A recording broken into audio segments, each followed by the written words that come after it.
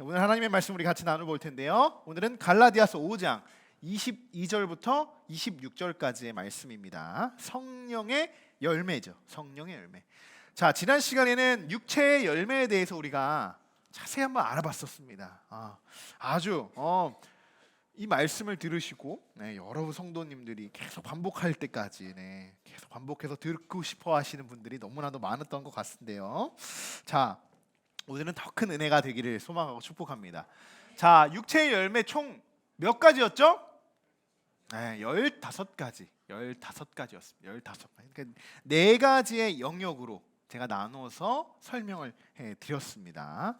자, 이 중에 한 가지만 빠지더라도 굉장히 좀 이렇게 좀 불행한 사람이다라고 이렇게 말할 수 있을 것 같다라는 것이었는데, 사실 우리가 인생을 살아가면서요, 한 번쯤은 다 부딪힐 수 있는 문제들이에요. 저 멀리에 있는 문제들이 아니고요, 아주 쉽게 그리고 아주 가까이에 있는 그런 부분들이 바로 육체의 열매다라는 것입니다. 여러분, 절대로 그런 상황에 오면 안 되겠지만 만약 그런 상황을 여러분들이 마주하게 된다면 그냥 쉽게 죄의 유혹에 넘어가지 마시고, 오늘 그리고 지난 시간에 떠올렸던 이 말씀을 들었던 이 말씀의 순간들을 기억하시면서 어떻게 하냐? 참 육체 열매 15가지가 나를 시험할 때, 그때는요 갈라디아서 5장의 말씀을 피는 거예요. 갈라디아 5장의 말씀을 딱 펴시고, 그래, 이것이 육체의 열매였는데, 이것이 성령의 열매였는지, 그러면서 그 모든 순간들을 이겨내실 줄 소망합니다. 자, 오늘은 육체의 열매와 정반대의 성격을 띠고 있는 성령의 열매에 대한 말씀입니다. 우리가 어릴 때부터 성령의 열매 참 많이 듣고 배우고 가르쳤죠. 자, 성령의 열매는 총 몇 가지일까요? 9가지입니다. 자, 어떤 게 있었습니까?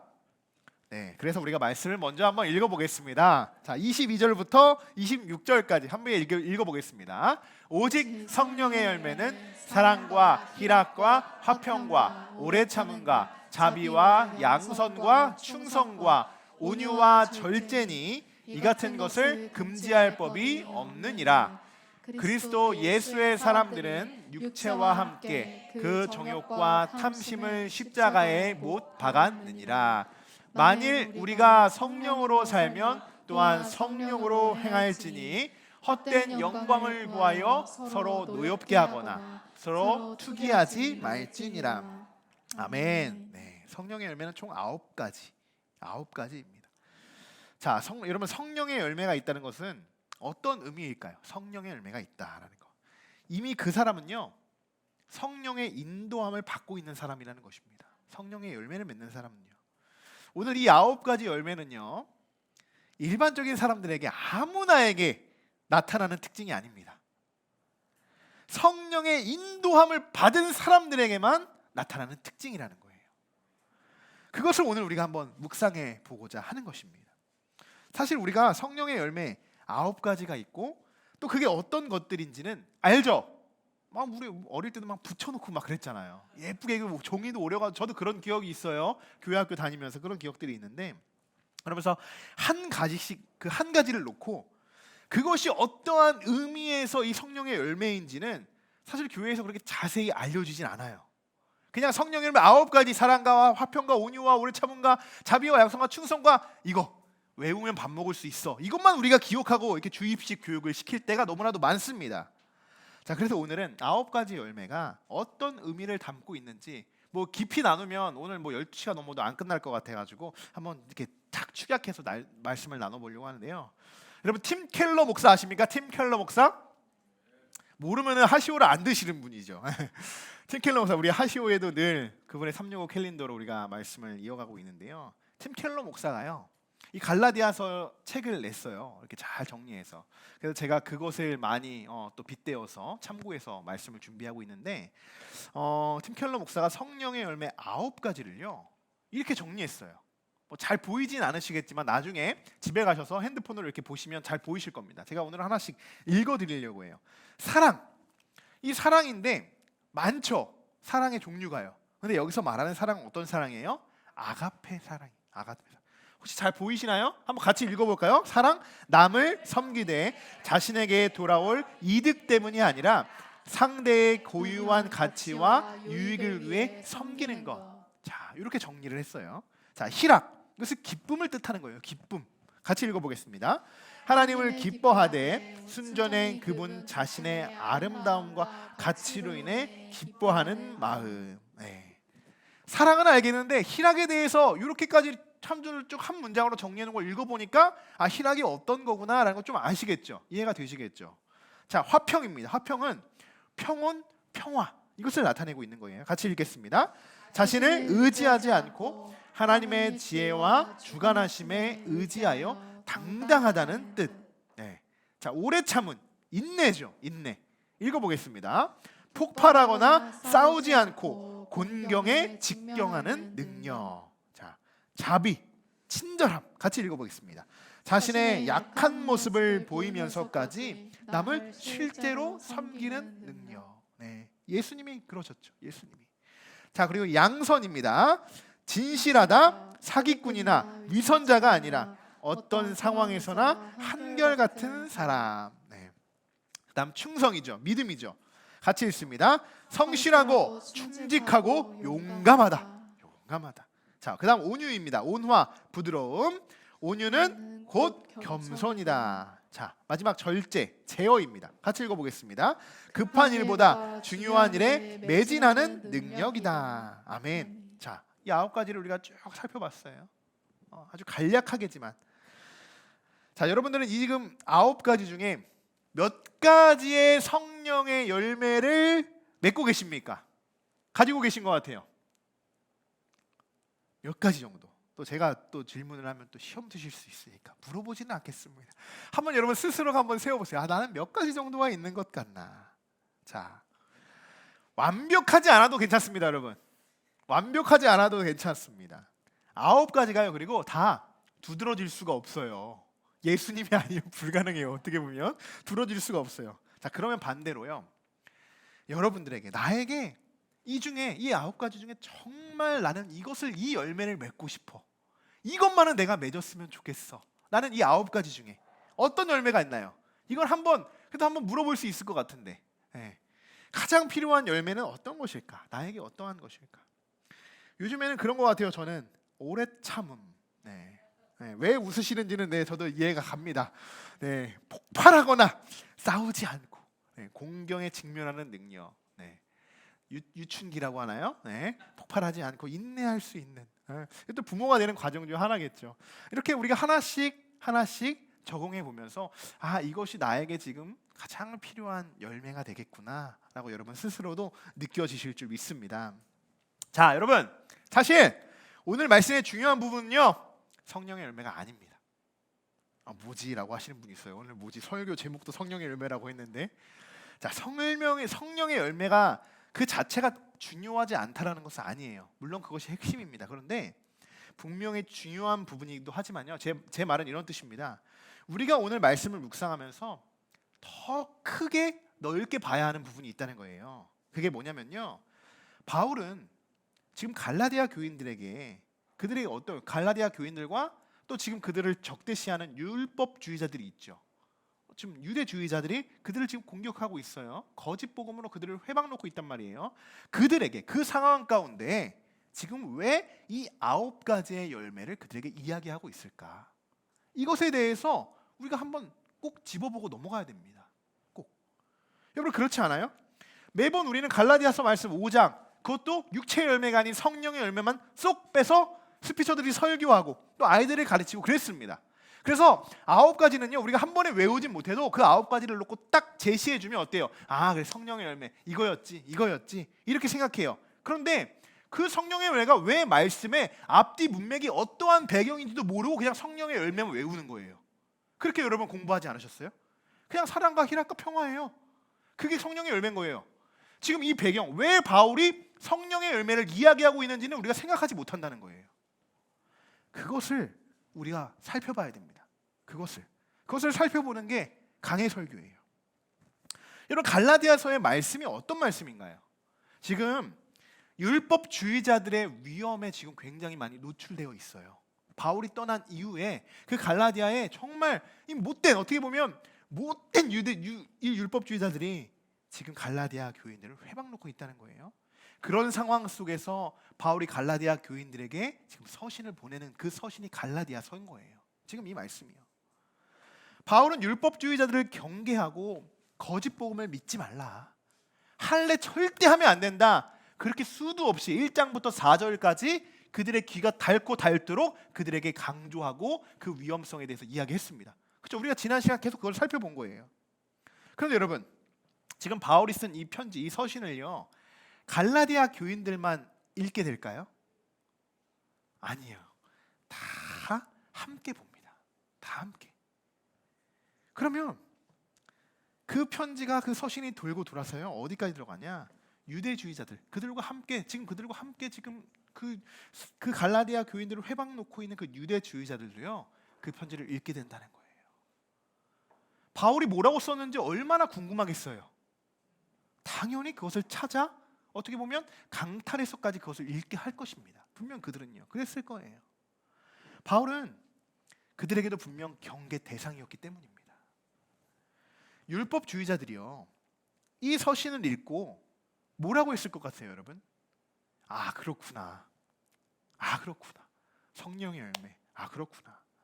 그랬을까요? 거봐라, 너도 결국 그리스도인으로 살기 위해서는 이 율법을 지켜야 되는 거 아니냐 라고 이렇게 지금 그들이 말을 하고 있지 않을까요? 지금 말하는, 당신이 지금 말하는, 바울 당신이 말하고 있는 지금 이 9가지가 오히려 율법이 아니냐? 라고 그 유대주의자들, 그 적대자들이 그 서신을 놓고 그렇게 반박했을 수 있다는 것입니다. 분명히. 자, 여러분들은 어떻게 생각하시나요? 지금 이 9가지의 열매가요, 율법이다 라고 생각하시는 분 계세요? 율법이다? 분명히 없으시죠? 자, 그런데 우리의 눈이 가려지고요, 우리의 마음이 닫히면요, 한번 율법으로 보이기 시작하면 어때요? 다 율법으로 보이는 거예요. 다. 그래서 그렇게 그 유대주의자들을 주의하라고 이야기하는 것입니다. 그렇게. 자, 바울은요 23절에서 이렇게 이야기하고 있어요. 이 같은 것을 금지할 법이 없느니라. 이것은 분명히 갈라디아 교인들에게만 놓고 서신을 작성하지 않았다라는 것을 보여주는 문장입니다. 갈라디아 교인들에게만 전하는 서신이었다면요, 이러한 구절의 말씀을 쓸 이유가 필요가 없어요. 그냥 성령의 열매를 받으십시오라고 하면 되는데요, 이 같은 것을 금지할 법이 없다라고까지 덧붙이고 있다는 겁니다. 이 말씀을 헬라어 원문 그대로를 번역하면요, 이렇게 해석이 된다고 해요. 율법은 그러한 것들을 반대하지 않는다. 이렇게 완전히 직역할 수 있다는 것입니다. 바울은 이 선행, 성령의 열매를 반대하거나 금지하는 율법은 없지 않냐, 그것은 존재할 수 없다, 이렇게 지금 주장하고 있는 것입니다. 자, 바울은 성령의 열매가 율법이라고 해석하는 유대주의자들에게 성령과 율법은 분명 다른 영역이다 라는 것을 지금 보여주고 있는 것입니다. 조금 좀 어려울 수도 있어요. 좀 어려운 내용일 수도 있는데 예를 들어보겠습니다. 내 이웃과 내 몸과, 내 이웃을 내 몸과 같이 사랑하라, 이 말씀이 있죠. 이거 토라에 나오는 말씀이에요. 토라는 그들에게 율법서죠. 이 말씀 여러분, 그럼 율법인가요? 사랑의 열매인가요? 네, 좀 헷갈려야 되는데, 그래야 제가 설명을 할 수 있는데. 네. 자, 여러분, 정말 이웃을 사랑하기 위해서는요, 필요한 게 뭐예요? 이웃을 사랑하기 위해서는요, 우리가 나왔던 그 사랑의 열매가 필요한 거예요. 아가페적인 그런 성령의 열매가 필요하죠. 그런데 사랑의 열매는요, 성령의 인도하심을 받아야지만 그것이 가능하다라고 분명히 앞서서 이야기했습니다. 다시 정리를 해보면요, 성령의 영역 안에 사는 사람들은요, 율법에 지배받지 않는다는 거예요. 이것을 강조하고 있는 겁니다. 하나님이 하시는 일에 율법이 간섭할 수 없기 때문입니다. 하나님이 하시는 일에는요. 성령의 열매는요, 성령의 능력에서 나는 것이지 율법에 의해서 그 능력이 나타나지 않는다는 것입니다. 그리고 또 하나, 자 여러분, 성령의 열매는요 구원의 조건일까요? 그렇지 않을까요? 조금 헷갈리죠? 성령의 열매는요, 구원의 조건이 아닙니다. 그러면 이렇게 돼요. 이 9가지를 해야지만 구원받는 거예요. 이것이 구원의 조건이 된다면요. 그런데 그렇지 않습니다. 성령의 열매는요, 구원받은 자들, 구원의 결과다라고 볼 수 있는 것입니다. 구원받은 자들에게 나타나는 특징이기 때문이에요. 결국 오늘도 바울은요, 율법으로서는 당신들 구원받을 수 없어 라고 이야기하고 있는 것이죠. 우리는 성령의 인도하심을 받아야지만 우리는 살아갈 수 있다. 그리고 그것이 구원의 길이다 라는 것을 오늘 이야기하고 있는 것입니다. 성령의 열매를 맺기 위한 목적으로 사는 것이 아니에요. 그래서 성령의 열매만 대해서 막 강조해서 무조건 성령의 열매 9가지를 외운다고 해서요, 우리가 구원받는 것이 아니에요. 왜 그것이 어떻게 진행이 되고 있고, 이 구원받은 자들로서 어떤 마음가짐으로 그 성령의 9가지 열매들이 나에게 맺혀져야 되는가, 그 원리를 먼저 깨달으셔야 된다는 거예요. 구원받은 자들에게 나타나는 특징이다라는 것을 기억하시고, 그리고 사랑의 그 열매, 그 사랑의 인도하심, 성령의 인도하심을 받아야지만 다 나에게 나타난다는 것입니다. 다 나타나지 않을 수도 있어요. 그러나 그것을 나타날 수 있도록 우리가 간구해야겠죠. 그렇게 살아가야겠죠. 예수님의 사람으로 살아갈 때요, 이 성령의 9가지 열매를 분명 맺게 될 줄 믿습니다. 저는 참 정말 이런 공동체를 만들고 싶어요. 이런 성령의 열매가 맺어지는 공동체. 완벽할 수는 없겠지만요, 우리가 이런 마음가짐으로 하나님 앞에 나아간다면 사실 그것이 축복이 아닐까요? 수많은 것들이 있겠죠. 이 성령의 열매, 뭐 여기에 나오는 것뿐만 아니라 수많은 성령의 열매들이 있을 거예요. 그러나 이 9가지만 우리가 잘 지켜서 이 하나님이 만드신 공동체 안에서 우리가 서로 합력하고 선을 이루어갈 때 이 사랑의 열매를 맺을 수 있다면, 이 성령의 열매 9가지만 맺을 수 있다면요, 그 교회는 정말 하나님이 기뻐하신 교회가 될 줄 믿습니다. 그러나 결코 쉽지는 않을 거예요. 않을 겁니다. 왜냐? 변화되어야 하기 때문이에요. 변화되어야 하기 때문에. 때로는요, 성령의 열매는 9가지밖에 되지 않지만 육체 열매는 몇 가지예요? 15가지. 이것을 놓고 우리는 시소 타기를 하는 것처럼 우리는 그렇게 되고 있는 거예요. 때로는 성령의 열매가 더 커져서 더 많은 열매를 맺어서 이것이 내려갈 때도 있고, 그러다 보면 또 다른 때는 또 이 육체 열매의 많은 것들을 더 내가 차지하고 있을 때 또 이것이 무거워서 또 시소가 한쪽으로 기울기도 하고, 그러나 결국 우리는 어떤 쪽이 더 무거워져야 하는지 우리는 너무나도 잘 알고 있다는 것입니다. 자, 여러분 24절의 말씀인데요, 같이 한번 이 말씀을 읽어보도록 하겠습니다. 그리스도 예수의 사람들은 육체와 함께 그 정욕과 탐심을 십자가에 못 박았느니라. 아멘. 네, 이 말씀을 정말 더 구체적으로 정리해 놓은 말씀이 있어요. 이미 갈라디아서 안에서요. 어떤 말씀일까요? 네, 맞아요. 갈라디아서 2장 20절 말씀입니다. 자, 같이 한번 우리가 말씀을 보면서 외우시는 분들은 외워보시고 한번 같이 읽어보겠습니다. 내가 그리스도와 함께 십자가에 못 박혔나니 그런즉 이제는 내가 사는 것이 아니요 오직 내 안에 그리스도께서 사시는 것이라. 이제 내가 육체 가운데 사는 것은 나를 사랑하사 나를 위하여 자기 자신을 버리신 하나님의 아들을 믿는 믿음 안에서 사는 것이라. 아멘. 아멘. 다시 한번 바울은 이 말씀 처음에 어떻게 보면 서두에 했던 이 말씀의 핵심을 계속적으로 지금 붙잡고 지금 다양하게 이 말씀을 적용하고 또 이렇게 적용해서 풀어나가면서 계속적으로 이 말씀을 전하고 있는 것입니다. 우리도 분명히 갈라디아서 2장의 말씀을 듣고 또 묵상하면서 이 말씀으로 여러분 결단했죠. 십자가로 못으로 여러분 손도 찔러 보셨잖아요. 얼마나 아픈지 우리가 해봤잖아요. 자, 그 결단 여러분 잘 지켜지고 계시고 계십니까? 잘? 언제 못을 찔렀지? 그때 무슨 말씀이었지? 네, 제가 하시오도 특별히 캘린더에 있는 성서 일과도 아니라 이 말씀 20절의 말씀 한 구절로 하시오의 말씀을 전하면서 우리가 못을 찔러보기도 했습니다. 여러분 기억나시죠? 네, 예수님이 우리와 함께 십자가에 못 박혔다고 여러분 우리가 그렇게 고백을 했어요. 우리가 부르짖으며 목이 터져나가며 예수님 부르면서 우리가 그렇게 결단했는데 고작 2장의 말씀이 끝나고 3장, 4장, 5장의 말씀이 왔는데 그때 우리가 했던 그 고백, 그 결단, 여러분 어디 간 걸까요? 아직 여러분 붙잡고 계시는 줄 믿습니다. 우리가 하나님께 우리의 마음을 서원하고 또 결단할 때 그 뒤에 성령님이 우리와 함께 계신다는 걸 여러분 꼭 잊지 마시기 바랍니다. 그분이 우리를 인도해 주고 계시는 거예요. 우리가 영적으로 결단하는 순간은요, 하나님의 영과 은혜가 우리에게 풍성하게 부어지는 그런 것을 우리가 경험하고 응임하게 될 줄 믿습니다. 그러나 그것은요 계속 이어지지 않을 수 있어요.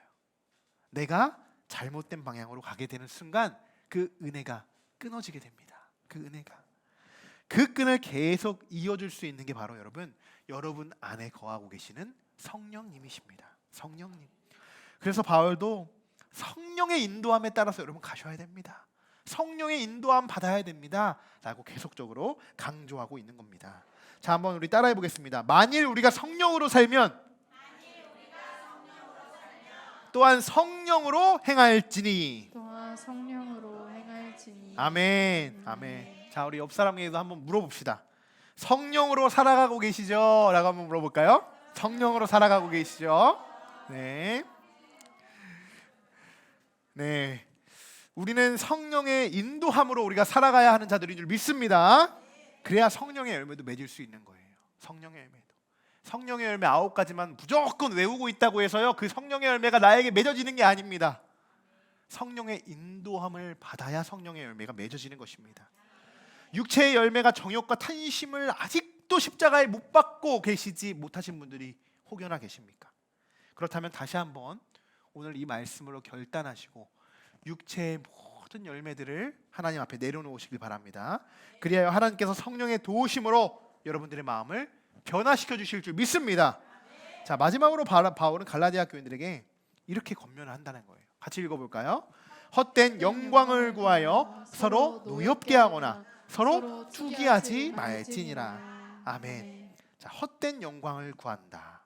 자, 이것은 헬라어로 케노도독스라고 하는데요. 이거 무슨 뜻이냐면 우쭐거리는, 잘난 체하는 이러한 뜻이에요. 거만함 이런 뜻이라는 거예요. 왜 바울이 마지막으로 이러한 말씀을 남겼을까요? 자, 앞서 말씀드린 것처럼 성령의 열매도요, 분명히 아셔야 돼요. 성령의 열매도요, 잘못 자칫하면 율법이 될 수 있습니다. 분명히 율법이 될 수 있어요. 그렇기 때문에 다시 한번 이 말씀처럼 강조하고 있는 거예요. 성령의 열매가 있다고 해서 우쭐대지 마십시오. 그 성령의 열매로 잘난 체하지 마십시오. 그 성령의 열매로 거만하게 행동하지 마십시오. 이렇게 지금 그들에게 강력하게 경고하고 있다는 것입니다. 그것이 케노도소스라고 하는 거예요. 케노도소스. 자, 기독교는 여러분 경쟁하는 구조가 아니라요, 서로가 서로를 섬겨야 하는 대상이라는 것을 분명히 바울이 보여주고 있습니다. 자, 그럼 다시 한번 말씀을 우리가 정리해 보도록 하겠습니다. 자, 성령의 열매 9가지예요. 우리가 성령의 인도함을 받는 그 순간 우리에게 맺어질 수 있는 열매 9가지죠. 같이 한번 읽어볼까요? 사랑, 희락, 화평, 오래 참음, 자비, 양성, 충성, 온유, 절제. 자, 성령의 열매. 자, 여러분, 이것이 우리가 구원받을 수 있는 구원의 조건이라고 있습니까? 아니죠. 구원받은 자들에게서 나타나는 특징이다라는 것이에요. 또 왜 바울은 이런 이야기들을 율법주의자들, 그들에게, 그 유대주의자들에게 했다고 했습니까? 성령과 율법은요 분명히 다른 영역이다라는 것을 그들에게 깨닫게 하기 위함이었습니다. 그리고 율법은 절대로 성령의 영역을 거스를 수 없다라는 것이에요. 하나님의 일하심을 그들 스스로 거둘 수 없다는 거예요. 자, 마지막으로 바울은 성령의 인도함을 받으라고 권면하고, 그러면서 이것을 조심하라고 했죠. 헛된 영광을 구하지 말고 서로 노엽게 하거나 투기하지 말라라고 이렇게 이야기하고 있습니다.